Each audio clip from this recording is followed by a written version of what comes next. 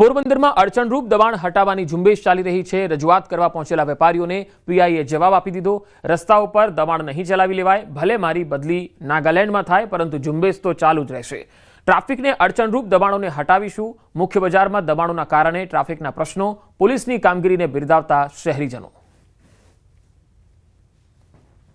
2 કરોડની પ્રોપર્ટી છે, 50 લાખની દુકાન છે, કરોડ રૂપિયાની દુકાન છે। કયા વેપારીને કાટલો પકડીને બહાર કાઢ્યા?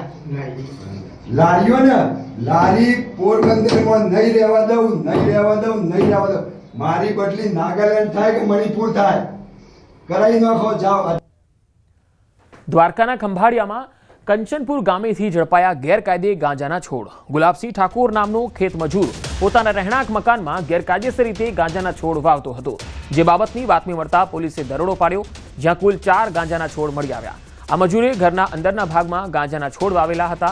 આ છોડની બજાર કિંમત અંદાજે 2.27 લાખ જેટલી થતી હોવાનું પોલીસના પ્રાથમિક અંદાજમાં સામે આવ્યું। પોલીસે ગુલાબસિંહ ઠાકોર નામક આરોપીને ઝડપી તેની સામે એનડીપીએસ અધિનિયમની લાગુ પડતી કલમો હેઠળ ગુનો દાખલ કર્યો છે। આરોપી ગુલાબસિંહ વિક્રમસિંહ ઠાકોર પોતે ગાંજો પીવાની ટેવવાળા છે, તેમજ પોતાનું વતન મધ્યપ્રદેશ હોય। આ ગાંજાના વાવેતર માટે તેમના બિયારણ તે મધ્યપ્રદેશથી લાવેલા હતા અને પોતે પોતાના અંગત ફાયદા માટે તેમણે વાવેતર કર્યા હોવાનો ખુલાસો હાલ એમને આપેલો છે। જામનગર મહાનગરપાલિકાના સોનલનગર ગાર્ડન પ્લોટ પર રિલાયન્સ ઇન્ડસ્ટ્રીઝના સહયોગથી હાર્ટફુલનેસ ઇન્સ્ટિટ્યૂટ દ્વારા લગભગ 10 એકર જેટલી જગ્યામાં સહજ વનનું નિર્માણ કરાયું। આ પ્રોજેક્ટનો મુખ્ય ઉદ્દેશ જામનગરના નાગરિકોનું આરોગ્ય સુધારવા, ધ્યાન પ્રાણાયામની સુવિધા આપવા, વાતાવરણને શુદ્ધ કરવા અને શહેરી જૈવ વિવિધતાને સંતુલિત કરવાનો છે। અહીં 60થી વધુ પ્રકારના દુર્લભ વૃક્ષો અને છોડનું વાવેતર કરાયું છે। અહીં વોકવે, યોગા ઝોન, બાળકો માટેની જગ્યાઓ જેવી નાગરિક સુવિધાઓ તૈયાર થઈ રહી છે। રિલાયન્સ ઇન્ડસ્ટ્રીઝના સહયોગથી બનાવાયેલ આ સહજ વનમાં પ્રત્યેક વૃક્ષ છોડને ટપક સિંચાઈ દ્વારા તેમજ દરેક પ્લોટ પર વરસાદી પાણીનું સિંચન કરવામાં આવે છે। એટલું જ નહીં, વૃક્ષોનું નિષ્ણાતો દ્વારા સમયાંતરે પ્રત્યેક વૃક્ષનું ઓડિટ પણ કરવામાં આવે છે। ગાર્ડન અમે ઊભું કર્યું છે, એમાં રિલાયન્સ દ્વારા અમને ખૂબ જ સહયોગ કરવામાં આવ્યો છે ને અમારું મેઇન કાર્ય છે ધ્યાન કરવું। અહીંયા આવીને જો તમે ધ્યાન કરશો ને, એ ખૂબ જ તાજગીનો અનુભવ થશે અને તમને એવું લાગશે કે કંઈક અલગ જ વાતાવરણમાં તમે આવીને ધ્યાન કરી રહ્યા છો।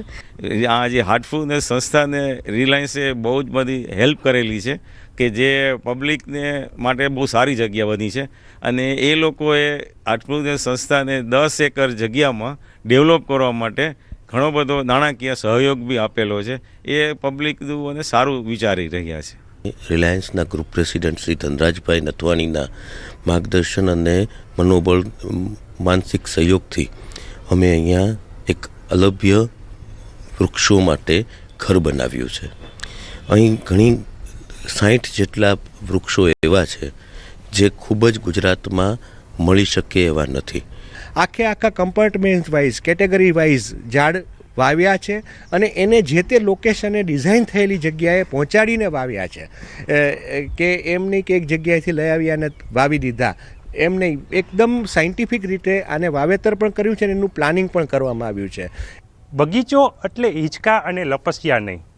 જામનગરની ભાગોળે આવેલ સોનલનગરમાં રિલાયન્સ ઇન્ડસ્ટ્રીઝ દ્વારા એક એવા ઓક્સિજન પ્લાન્ટનું નિર્માણ પામ્યું છે કે જે 10 એકરની અંદર જામનગરનું સૌથી મોટું વનીકરણ અહીં કરવામાં આવ્યું છે। જે પ્રકારના દ્રશ્ય જોઈ રહ્યા છો, રિલાયન્સ ઇન્ડસ્ટ્રીઝના CSR એક્ટિવિટી અંતર્ગત મહાનગરપાલિકા અને ફોરેસ્ટ બાય હાર્ટફુલનેસ સંસ્થા દ્વારા આ વનીકરણ કરવામાં આવ્યું છે। 1 વર્ષની અંદર જામનગરની અંદર વાત કરવામાં આવે તો 6 ફૂટથી માંડી અને 25 ફૂટની ઊંચાઈ ધરાવતા વૃક્ષો છે તે અહીં જોવા મળી રહ્યા છે અને ખાસ એમના માટે એક અલાયદી વ્યવસ્થા કરવામાં આવી છે। તેમાં આપ જોઈ શકો છો જે પ્રકારે ઉપરથી તેમને પાણી આપવા માટે પણ વ્યવસ્થા કરવામાં આવી છે। અહીં લોકો છે એ ખાસ આવતા હોય છે અને જામનગરના જે લોકો છે એમના માટે ઓક્સિજન મેળવવા માટે પણ એક આ અદ્ભુત સંયોગ અહીં જોવા મળી રહ્યો છે। ત્યારે વનીકરણ સાથેનું આ બાગ અને બગીચો છે એ લોકો માટે, સ્વાસ્થ્ય માટે પણ જે પ્રકારે કહી શકાય એ ફાયદાકારક છે અને વનીકરણનું એક અનોખું ઉદાહરણ છે એ રિલાયન્સની CSR એક્ટિવિટી અંતર્ગત જામનગરમાં જોવા મળી રહ્યું છે।